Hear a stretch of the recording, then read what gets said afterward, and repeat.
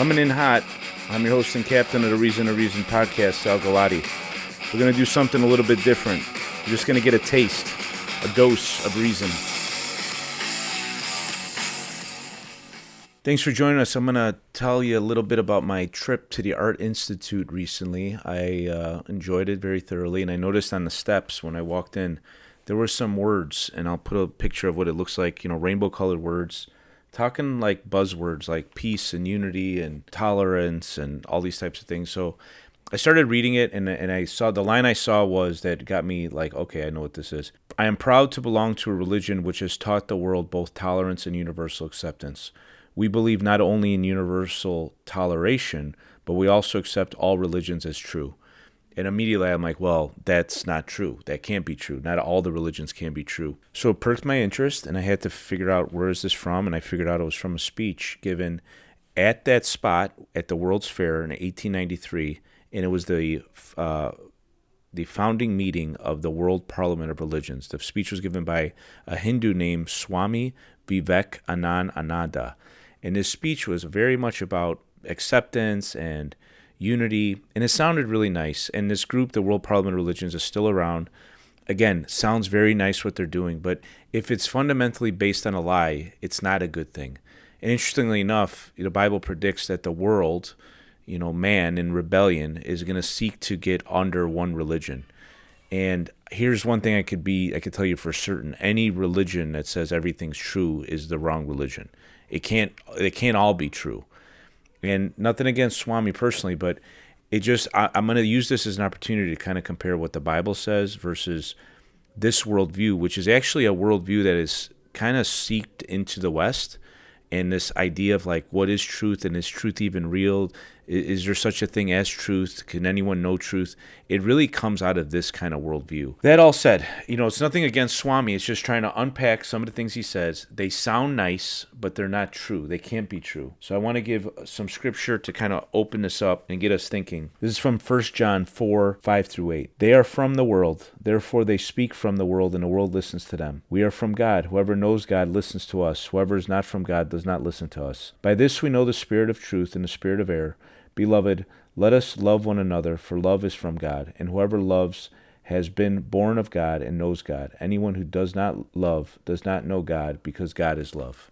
So that is the message of the gospel, that we are to love one another, but love is not necessarily just accepting everyone and every belief as true. We don't hurt them because they don't believe the truth. We just tell them what the truth is. And when you have statements like all the religions are true, that fundamentally is incoherent and wrong. And so we're going to unpack this speech and talk about too how it's so evident you can see the religion of the world permeating out of the cultural institutions.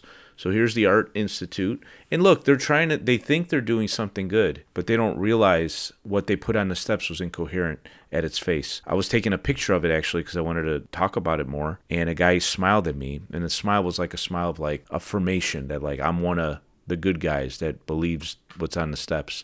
And I looked at him and I said, hey, I don't know if you've actually read it or thought about it, but if you did, you'd realize soon it is incoherent. And then his smile turned to an upside down. And I don't know. I mean, did he have the capacity to reason through that statement as being patently false? I don't know.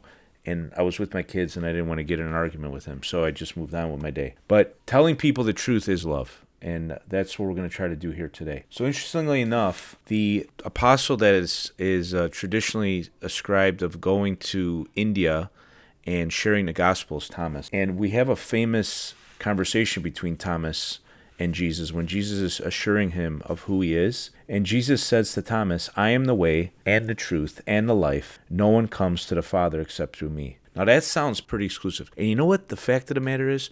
Truth is exclusive. Truth doesn't say everything's true. Truth makes a claim and says the other things are not true. So whereas Swami here is trying to convey that everyone could do whatever they want and there's many paths to God, we'll go through some of his specific statements. Jesus is saying something completely different. So is Swami tolerant of what Jesus said and what I believe? He can't be, because if he says every way is a good way to God, and I say, well, Jesus says there's one way, those and fundamentally are at odds with each other.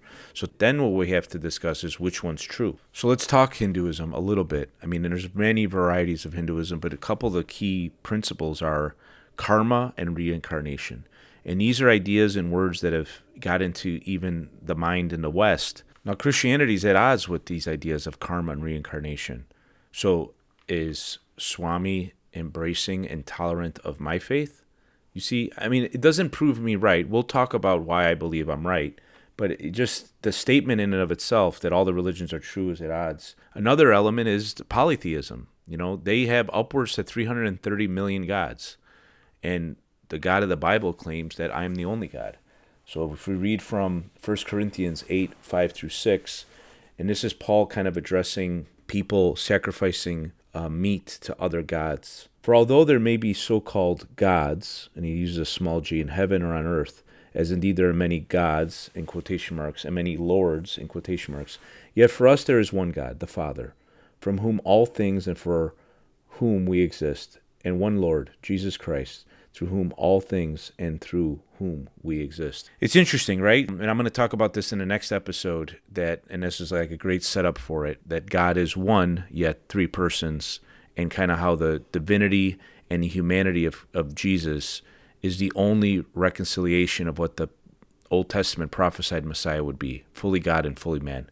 So stay tuned for that one. But here, the idea of having many gods is not like a new idea. It's been around for a long time. They came out of Egypt who had many gods. Now, the thing about those gods is they were created gods, man-made created gods with creation narratives. The God of the Bible claims, I'm eternal. I always was. I just am. And that's very different. And the Hindu belief system has many, many gods. Again, another area where they're at odds with each other. They both can't be right. There's either one God, many gods, or no gods. And I'd argue having many gods makes no sense, because which God came first and who created that one? This show is officially sponsored by American Rose Coffee. They're not just a coffee company. They're about fueling bold ideas and real conversations.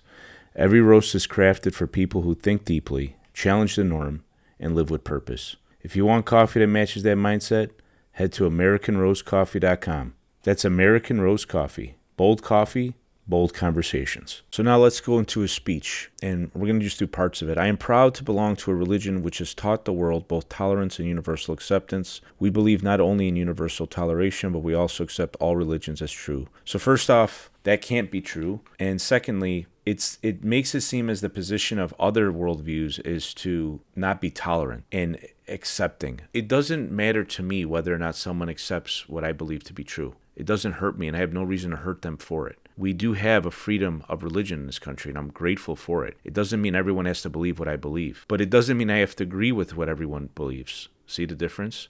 And actually saying that they all agree with each other is a lie, fundamentally, no matter how nice it sounds. See, the world seeks to make comfort people's emotions. The truth is an exclusionary thing. It upsets people.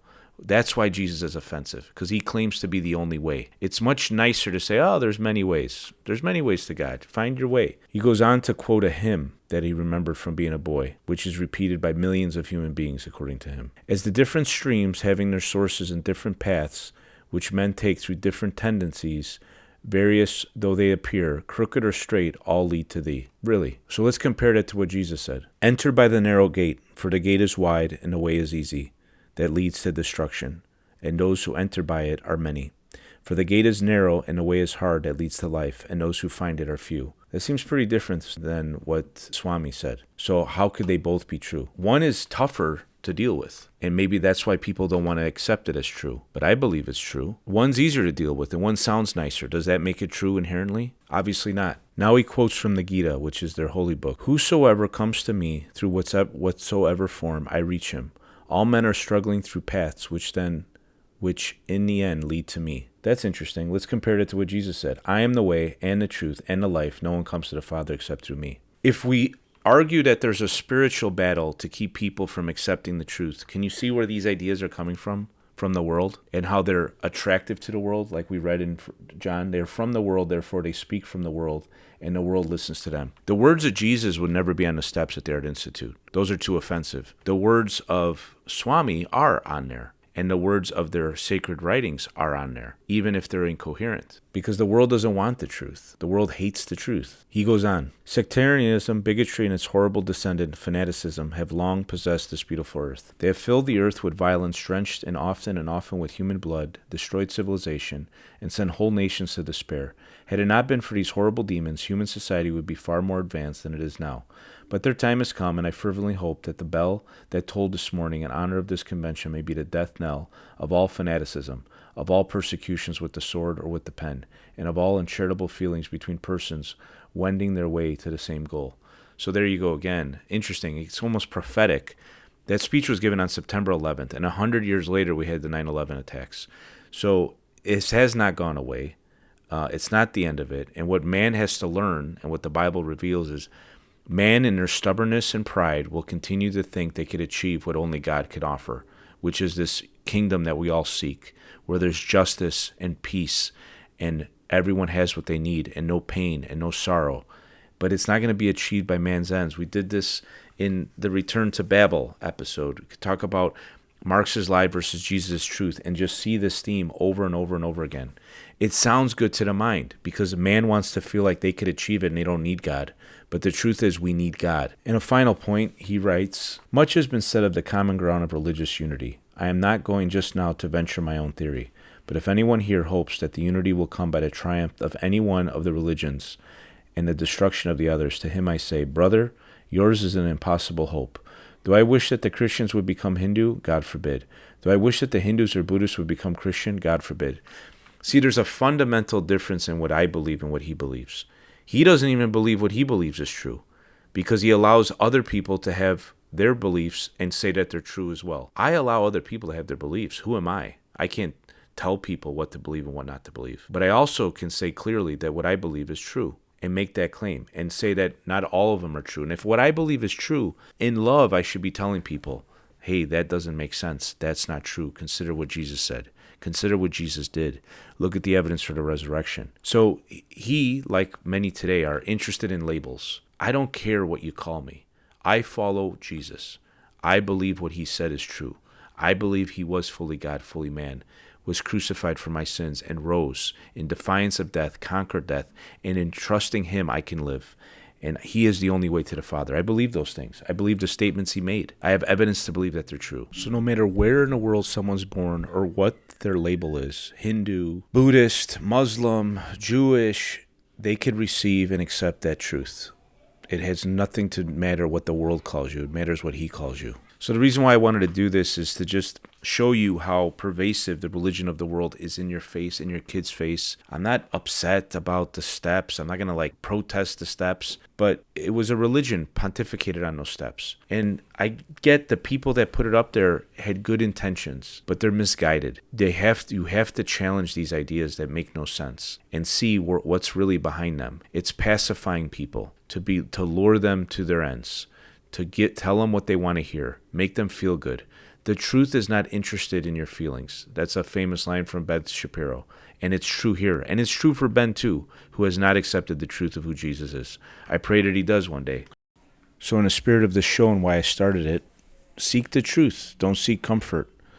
The comfortable words that were on the steps make everyone feel good and nice and warm on the inside. But all it leads to, unfortunately, is more chaos, destruction, disunity, lack of truth in our society and world, which is at the crux of all the chaos.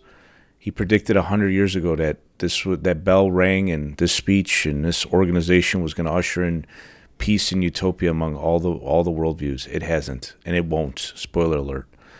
You don't address it by lying and saying, well, everything's true and everyone can believe what they want to believe. They can, but not everything's true. So let's seek the truth lovingly. Share the gospel, talk to people, correct bad ideas, challenge them, use your rights of freedom of speech to keep this country safe and free. Hope you enjoyed that episode, and I hope you join us for the next one where I'm going to talk into some really interesting things, and hopefully it'll make some great Christmas conversation when you're with your family. Talk to you soon. Peace. Sing it! Thanks for joining us for another episode. I hope I got you thinking and out of your comfort zone. Believe me, the biggest fear your government has is a population that is thinking and talking to one another. So get out there, take a risk, start a conversation. make a friend, and reason with each other. Share the show with someone who you think needs to hear it. I wish you peace and love.